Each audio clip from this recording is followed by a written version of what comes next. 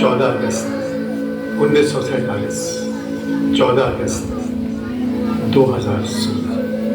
एक ख्वाब, एक हकीकत, एक रोशनी, एक वादा इस मुल्क से वफा करने का, जो हमें अभी पूरा करना है।